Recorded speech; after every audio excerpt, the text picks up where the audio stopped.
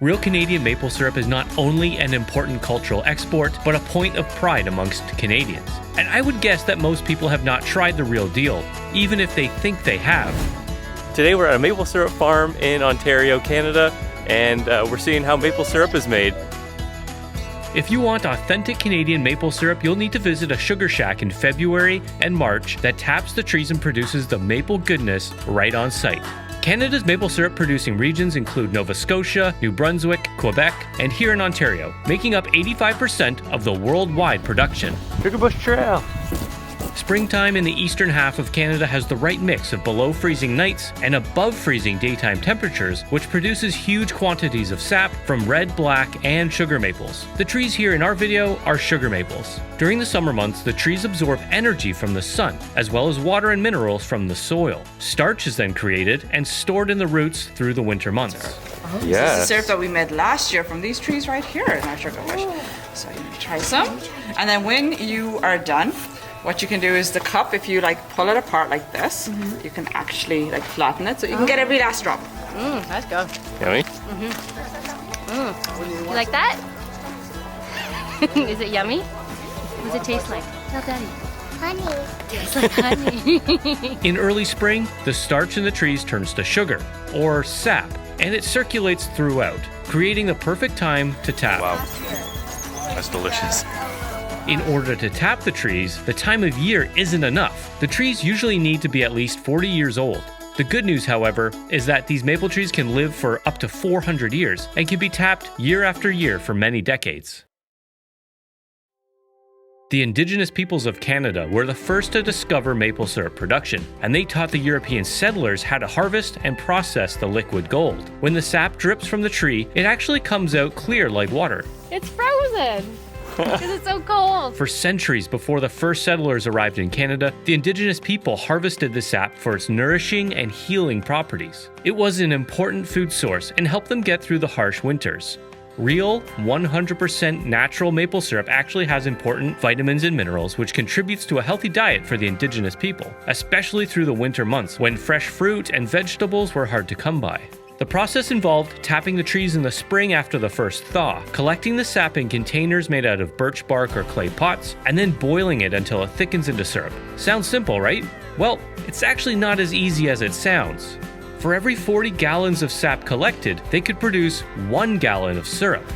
And the boiling process had to be precise. Boiling too much could create crystallization, which is basically like creating sugar or a candy. And boiling too little meant the sugar content wasn't high enough to keep it from spoiling. It takes a lot of practice and patience to get it right. When the sap is collected, it contains 98% water and 2% sugar.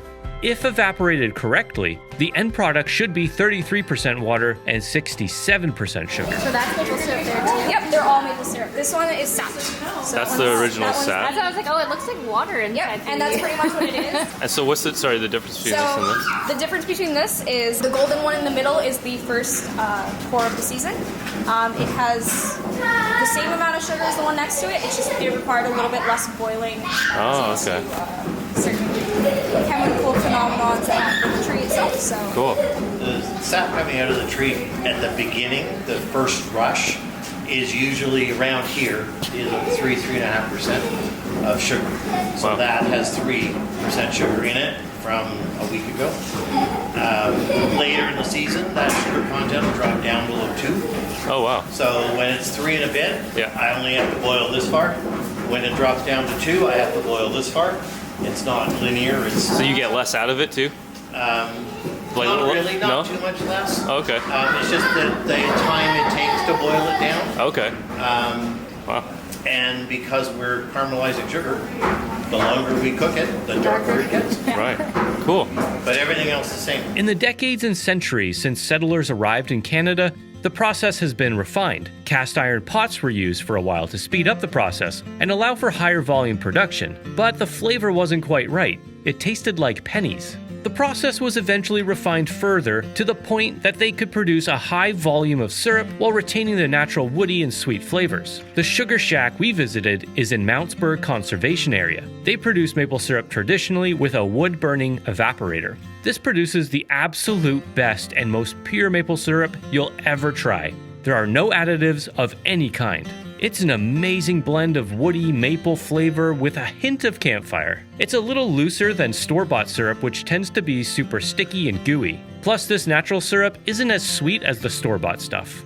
One of the many traditions still enjoyed today that early settlers learned from the indigenous people is taking the heated syrup and pouring it into fresh snow. After a couple of minutes, the syrup cools down and partially solidifies, creating a maple taffy. And it's so delicious and arguably the best winter treat in Canada. Forget about beaver tails or Tim Hortons donuts. This maple taffy is second to none. Uh-oh. Uh-oh. Oh my god.